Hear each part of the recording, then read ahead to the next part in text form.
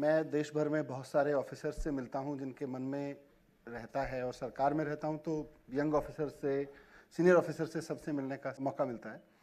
और सबके मन में कहीं ना कहीं ये है कि यार हम तो जो हो गए हैं, क्या हम कुछ और लोगों के वो होने में या उससे और बेहतर होने में मदद कर सकते हैं।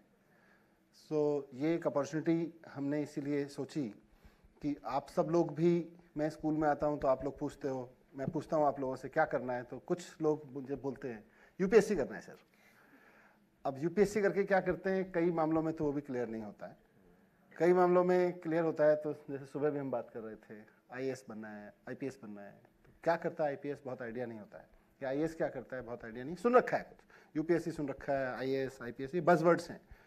तो लाखों बच्चों का, सिर्फ दिल्ली नहीं, मुझे तो लगता है देश भर के बच्चों के फंडामेंटल डाउट्स जो है ना, एक इंफॉर्मेशन उनकी क्लियर हो जाती है।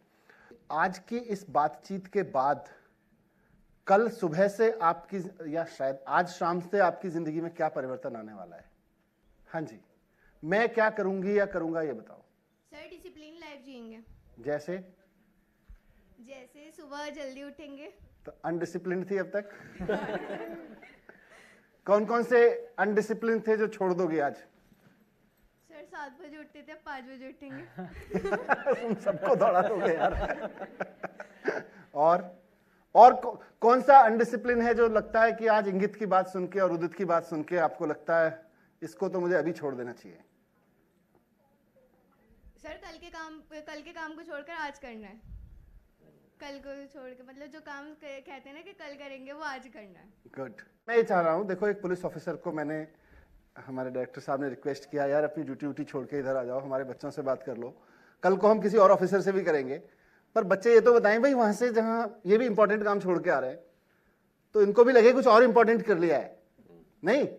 वरना इनको लगता है यार मनीष जी ने कह दिया, उदित जी ने कह दिया, आ तो गया रिश्तेदारी में निभाने, दोस्ती निभाने, लेकिन प्रॉब्लम ये हो रही है कि यहाँ टाइम वेस्ट हो गया। तो इनको आज ये जाएं तो इनको टाइम वेस्ट नहीं लगना चाहिए, इनको पता चलना चाहिए कि 1 घंटे के एक कन्वर्सेशन से एक ऑफिसर बच्चों के अंदर क्या डाल के जा रहा है, और वो कॉन्क्रीट बताइए मुझे, ये वेगनेस नहीं चाहिए, कुछ करेंगे जी, वो कुछ नहीं होता फिर। हाँ जी, क्या नाम है आपका? सर मेरा नाम SK रेहान रहमान है। रहमान। तो रहमान भाई मुझे सिर्फ इतना बताओ कि कल से या आज शाम से रहमान की जिंदगी में कोई बदलाव आने वाला है क्या? सर हमें निरंतर अपने लक्ष्य को देखते रहना चाहिए कि हम किस चीज़ के लिए कर रहे हैं, क्यों कर रहे हैं, हमें Focus. आगे क्यों बनना है, हमें वो लगातार देखना चाहिए कि हम इस लक्ष्य को करें तो हम इसे फोकस ही रहे इसमें। गुड। Yes sir. हाँ जी, सर अपने निरंतर हमें अपना अनुभव लेते रहना चाहिए कि हम क्या सीख रहे हैं, हम टीचर से क्या सीख रहे हैं, हम कोई बुजुर्ग है या कोई बच्चे छोटे से भी सीखे तो हम सीखते रहे उसे, और अपनी लाइफ में उसको अपने अंदर ले उसको, उस अनुभव को। एक रिक्वेस्ट करूं आप लोगों से, ठीक है? जब जवाब दो तो मैं में देना, हम में मत देना। वो हम में क्या है ना, हम सबकी जिम्मेदारी ले लेते हैं, हम ऐसा किया करेंगे, फिर कोई नहीं करता, बोले हाँ, मैंने तो सबके बारे में कहा था। अपने बारे में बताओ, नाम लेके कह सकते हो कि मैं मनीष सिसोदिया अब ये करूंगा, ये बताओगे तो मुझे समझ आएगा कि कुछ फायदा है। हाँ जी, क्या परिवर्तन आया इस बातचीत को सुन के, क्या मिला, सब्सटेंस क्या लेके जा रही हो टेक होम? सर मैं कल से हार नहीं मानूंगी, क्योंकि मैं गिव अप कर देती थी जो भी करती थी पहले। वेरी गुड, बहुत बढ़िया। इसके अलावा कुछ और रिपीट नहीं करेंगे, और कुछ सब्सटेंस आपको मिला? Good afternoon sir. सर मैं अब ये नहीं सोचूंगी कि अगर मैं फेल हो जाती हूँ तो मेरे बारे में लोग क्या कहेंगे, मैं अपने बारे में सोचूंगी। और इधर इधर जी हाथ उठा रहे हैं भाई, पीछे दे दो फटाफट ला, इसके बाद एक और लेंगे बस। हाँ सर मैं ये नहीं सोचूंगा कि मैं किसी से कम नहीं हूँ। Okay good. हाँ उसके पीछे और दे दो, एक हाथ उठा रहे हैं लास्ट। सर मैं अपना पैशन फॉलो करूंगा, मैं दूसरों को पैशन को नहीं देखूंगा, जो मेरे पैशन में उस पर फॉलो करूंगा और अमल करूंगा। बहुत बढ़िया बात, दूसरों का पैशन फॉलो नहीं करना है। चलो लास्ट भाई, ये लड़की आगे बहुत देर से हाथ उठा रही है। यस आगे, यस मैम आपके बाजू में। हाँ सर पहले मैं हिस्ट्री सिर्फ पढ़ाई के तौर पे पढ़ती थी कि बस पढ़ना बात खत्म करना है, अब मैं हिस्ट्री कहानी की तरह पढ़ूंगी और कहानी की तरह सुनूंगी। You made an impact, this is the impact. Yes, तो आईपीएस वो बनता है जो अपने सब्जेक्ट को नंबर लाने के लिए नहीं पढ़ता है, जो अपने सब्जेक्ट को, उसका कोई जूस होता है हर सब्जेक्ट में, है ना, उसकी यूजफुलनेस होती है, उसके लिए पढ़ लेता है। You want to say something important? Yes. Sir मैं अब अपने एम पे फोकस करूंगी। सारे के सारे इतने गुड बॉय हो गए हो, गुड गर्ल हो गए हो कि अब पूछो मत क्या होने वाला है। फिर कैसे यूपीएससी वाले कंपटीशन कराएंगे यार? हाँ, जो लोग आज अभी बोर्ड दे रहे हैं पहले उनको बोर्ड देना है। हाँ, यूपीएससी नहीं देना, पहले बोर्ड तो ये मत सोच लेना कि बोर्ड देना है, यूपीएससी देना चले जाना है। बोर्ड देना है और बोर्ड में भी सबको अच्छे नंबर लेके आने हैं। और यकीन मानिए खास तौर से 11-12 है ना सब, 11-12 में तो ये जो नंबर्स है ना, जैसे मुझे भी कहीं 20 लोगों के बायोडाटा देखने होते हैं कई बार कि अच्छा इसमें से किसी एक को चुनना है या शॉर्टलिस्ट करना है, तो वहाँ हमारी शॉर्टलिस्टिंग प्रक्रिया में भी 12th के नंबर, मतलब इंटरव्यूज और उन सब में तो बहुत जो फॉर्मल होता है, मुझे ही कोई 10 बायोडाटा देख के बोले कि यार इसमें से किसी को एक को आपको चूज करना है अपने साथ काम करने के लिए, तो मेरे मन में भी आएगा अच्छा इसके 12th में कितने नंबर थे, देख लेते हैं। उसके बाद ग्रेजुएशन में कौन सी स्ट्रीम से किया हुआ है, क्या एक्सपीरियंस है, क्या वर्क एक्सपीरियंस है, वो सब तो देखते ही हैं, लेकिन 12th वो बेंचमार्क है जहाँ से आपकी ज़िंदगी शुरू होती है, तो उसको कमज़ोर मत कर देना, ये भी बहुत इंपॉर्टेंट है। पर ये बातचीत आज आपके साथ इसलिए कराई क्योंकि आप लोग कहीं ना कहीं यूपीएससी में जाना चाहते हैं, तो आपको आइडियाज़ रहें कि एक लड़का जो आपकी एज में था उस वक्त वो क्या करता था, कैसे रहता था, या उसके अंदर उसके बाद की आपके बाद से, और maybe what age you got into UPSC? 28। So 17-18 साल में आप स्कूलिंग में हो गए उससे पहले? yes, तो 17-18 साल की एज से लेकर और 26, 27, 28 जब तक एक लड़का यूपीएससी में जाता है, लड़की यूपीएससी में जाती है, उस वक्त तक का सफ़र इससे बाद का आपका कैसे रह सकता है, उसके कुछ क्लूज मिल जाएंगे आपको, उसके कुछ आइडियाज़ मिल सकते हैं आपको। तो आपने कुछ कुछ बताया है, अब देखना है कि ये टिकता कितना है ना? और भी लोगों से आपकी मुलाकात होती रहेगी, but very good, all the best. हाँ जी, हाँ जी, all the best for your exams also. नमस्कार सभी को। सर मेरे को 27 ईयर हो गए इस डिपार्टमेंट में काम करते हुए।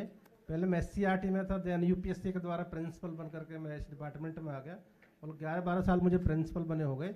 सर बेसिकली दिल्ली सरकार, Delhi government specially deputy CM साहब और डायरेक्टर ऑफ एजुकेशन रियली बहुत शानदार, बहुत बढ़िया एक प्रोग्राम करके दिखाया जो 27 ईयर में मैंने देखा है।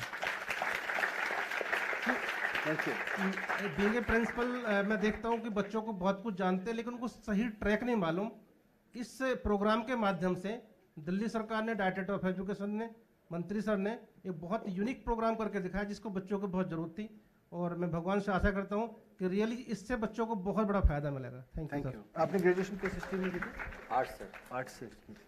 देखिए एक चीज़ और बता देता हूँ कि मैं कोई सर्वे पढ़ रहा था थोड़े दिन पहले, वर्ल्ड वाइड कोई सर्वे था, बड़ा इंटरेस्टिंग डेटा था उसमें कि लगभग 70% लोग वो काम नहीं कर रहे हैं जिंदगी में जिसकी उन्होंने पढ़ाई की थी, है ना? तो बहुत स्टिक करके नहीं रहना है, चिपक के नहीं रहना है। आपके सामने हमेशा रास्ते खुलते रहेंगे, आपको सही समय पे सही रास्ते से आगे बढ़ जाना है। ये कॉन्फिडेंस, ये जो हम जितनी अभी बात कर रहे हैं ना, हार नहीं माननी है, हमें हमेशा बहुत मेहनत करनी है, फोकस रहना है। फोकस रहना क्या है?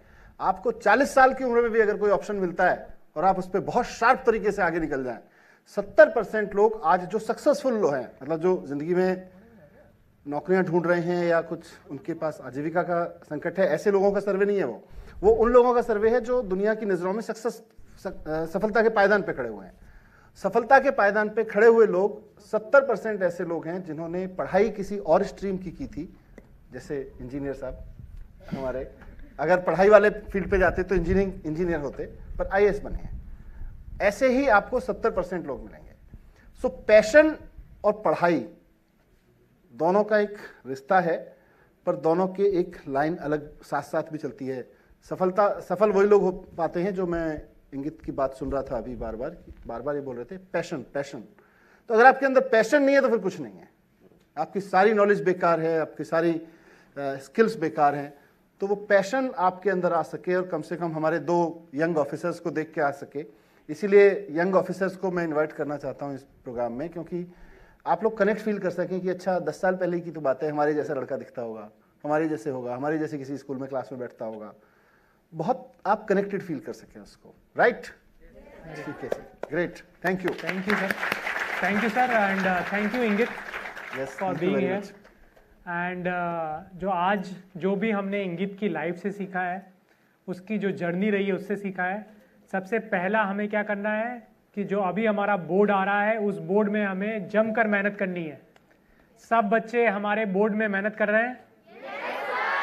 हाँ, और सारी जो बातें जो सूत्र इंगित ने दिया है वो सारा पहला हमें अपने बोर्ड के एग्जाम में लगाना है, उसके बाद हमें इसको और आगे ले जाना है। थैंक यू इंगित, thank you sir. Thank you.